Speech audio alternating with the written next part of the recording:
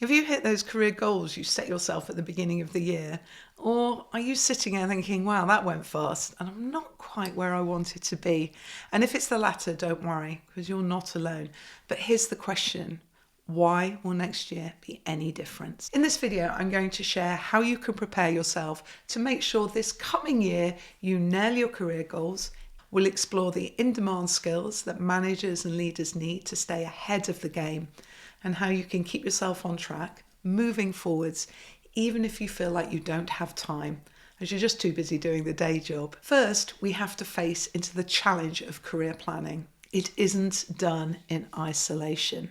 When I left my last corporate job to jump into the world of the self-employed, it was completely by accident. It was not the plan. I suppose you could call it a forced pivot. I just had my second child and was looking at going back to work, but there'd been a big reorganisation. And although there was a role available, I didn't want it. It was full-time with lots of travel, and I had 2 babies under 2. You see, your career doesn't exist in isolation. It's interwoven with every aspect of your life, your relationships, your health, your interests, anything that's important to you. But there's also another challenge. It's also the way we earn the money to have the life we want. So when making choices on your career, you need to view it in the context of your whole life. Now, here are a few considerations. First, your work-life balance. How do your career goals fit with your personal and life aspirations? Do you want to have more time with your family? Is there something else that you really want to achieve in the coming year? Your career choices should support these desires, not hinder them. Then there's your health and well-being. You know, a high-powered career might sound fantastic, but not at the expense of your physical or mental health. So you need to consider how your career path impacts your overall well-being. It's also important that your work aligns with your personal values. Knowing your values and harnessing the power of them through work leads to greater job satisfaction, a sense of purpose, and it just brings you energy. Personally, in my career, I find it's kind of gone in phases. Times when I was totally up for the graft, buckle down, prioritise work and put in all the extra hours. And that definitely got me ahead and helped me earn more money. However, for me, that was not sustainable forever. Sometimes you might want to prioritise other aspects in your life and be in more of a cruise mode. Now, this doesn't mean doing a bad job. It means having a little bit more time and energy for other aspects of your life. Being conscious of the choices you're making is critical here. It's a balance that is rarely in place, but these conscious adjustments make all the difference. I think so much of what we see as success is in the image of being at the top, being super productive. The bros who get up at 4:30 and do all this stuff by 8:30 with no reference to anyone else and definitely not doing the school run. But a successful career isn't about climbing the corporate ladder. It's about creating a life that feels fulfilling and balanced to you. My forced pivot, although incredibly difficult at the time, was made easier when I regained clarity on my broader life goals. It gave me agency to let go of my previous career goals and that whole identity that went with it, and start developing new goals and challenges that have given me so much enjoyment and fulfillment. So as you plan for 2025, take time first to reflect on all the aspects of your life, not just your professional goals.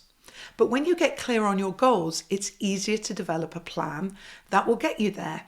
Now, last week I was running a management and leadership workshop and we were discussing team development, and everyone was full of great ideas about what their team members needed and how they could support them to create brilliant career development plans. But then I asked everyone to pull out their own development plan. Cue the awkward shuffling and nervous whispers.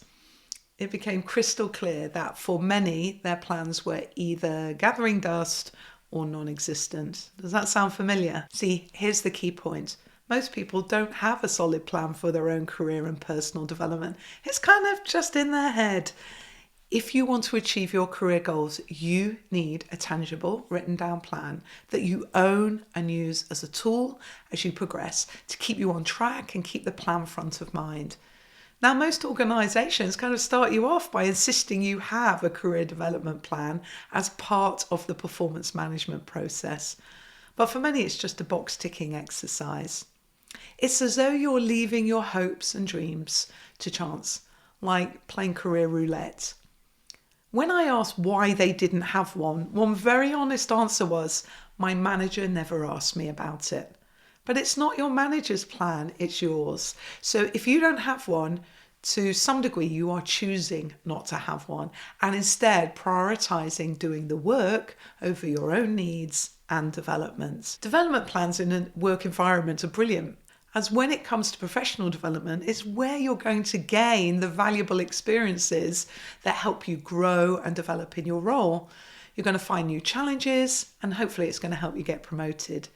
Even if your manager doesn't care, you should and create one. A tip I think that makes all the difference is when you develop your personal development goals is to break them into one priority focus a quarter, like a skill sprint. And then each quarter, break that into a 30, 60, 90 plan, by which I mean to achieve that quarterly goal, what do you need to be doing in the first 30 days, by day 60, and by the end.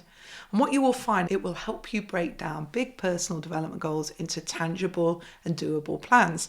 And then you can focus on the many micro practice moments to experiment and practice your skills. This is where you will find the time to keep moving forward, consistently getting better at the craft of your work and not being overwhelmed or discouraged by the scale of the task. A common question I get is, but what if I don't know where I want to be by next year? And it can be tricky, especially if you focus on specific roles or jobs and you think that particular job role in your organization looks to be filled for at least the foreseeable future. Here's what you can do. Start by imagining where you'd like to be in 2 years' time, then work backwards. Just like going on a trip, you need to know your destination before you can map out the route. So create this vision for yourself. What would you like to be doing? What job roles could possibly be able to do that for you, and how much do you want to earn? Then ask yourself, what skills, knowledge, behavior, and experiences do you need to get there? These become your career building blocks that put you in the right place to achieve that vision and will make you job ready for your dream role when it comes along. When building that plan, it's worth thinking about the skills that are going to be hot property in 2025 and beyond. These are increasingly not just nice to haves, they're must haves if you want to stay relevant, be able to adapt your career as you progress, and be the leader that you want to be. First, digital literacy and tech savviness. Tech is moving at such a pace that you need to be a user and a driver of it. As a manager, your poor tech skills may hold back your whole team as you keep defaulting to analog ways of working rather than tech-enabled. As a manager, I think there are a few areas that can make a big difference to start with. First, leveraging tech in the way you and your team work together. Now, this isn't just about knowing how to use Zoom. It's about leveraging tools like Teams or Slack to make work transparent and streamline workflows. I worked with a company this year who, in order to add a new Teams channel so that we could all talk together as a coaching group, they had to go through IT to get it done. Utter madness. These tools can massively improve teamwork, but too many leaders are caught using them as a video conference tool or at basic level 1. Don't be that manager. Actively explore the functionality of your current digital tools to see what could help you work better together as a team, especially if you're working in a hybrid way. And then there's AI. Now this is here and it's going to change so many aspects of how we work. McKinsey estimated that generative AI could add between 2.6 and 4.4 trillion dollars to the global GDP. Now, for perspective, the UK economy is about 3 trillion. I've just read the Gallup Europe benchmark report on AI adoption and culture readiness.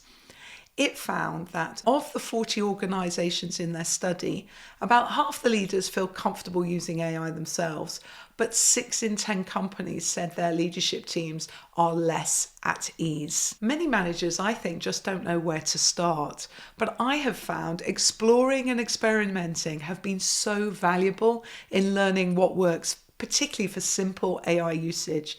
Now, I did a video here on simple tasks managers can give ChatGPT or your AI tool of choice to save you time. So I'd check it out if you haven't started yet. One other thing I think everybody should start experimenting with is video communication. It's the new email, the ability to pick up your phone, film yourself talking about something and sharing it is such a valuable skill.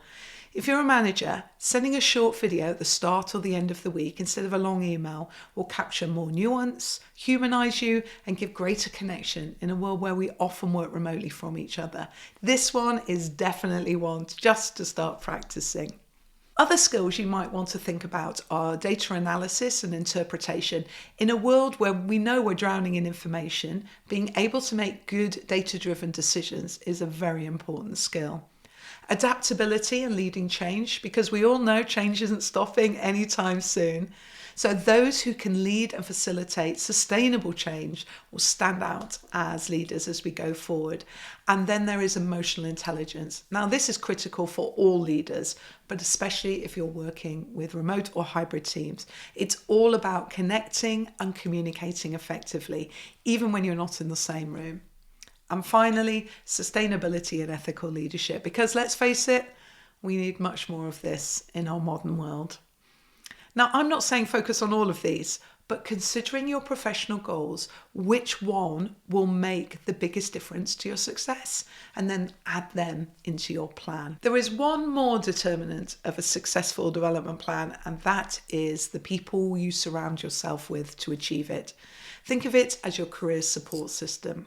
So let's start with your manager. In a perfect world, your manager will already be stepping into this role to proactively coach you, give you advice, and support your development. And if they do, cherish that support. Sadly, too many do not. Don't wait for your manager to step up and ask you and help you. You can still get them to provide that role and support you. Just take control. Be clear on the support that you want from them. Book in time to ask for advice and feedback. Share your plan and be specific about what help you want. Finding people to help you keep accountable to working on your plan will definitely help you achieve your goals in the coming year. So think about who else could help you. Maybe find a mentor or mentors. Their advice could be so valuable to your success. Now, don't go about asking, can you be my mentor? Instead, just book time with people you admire to ask them for their advice. And don't just stick to your department, get to know stakeholders across different functions because it'll help you see the bigger picture and understand how everything fits together. Maybe you need to invest in a coach who can play the role of guide and accountability partner for you. You could also find yourself a buddy or create a peer group that meets regularly to discuss your development and support each other. The biggest benefit of this is the accountability it gives you. Telling other people out loud is such a stimulus to action. So think about who can help you achieve your goals. Just start making that list. Now, one more part might make you squirm a little bit. You've got to step out of your comfort zone. There's a world of difference between knowing what to do and consistently doing it. And mindset counts so much in personal development.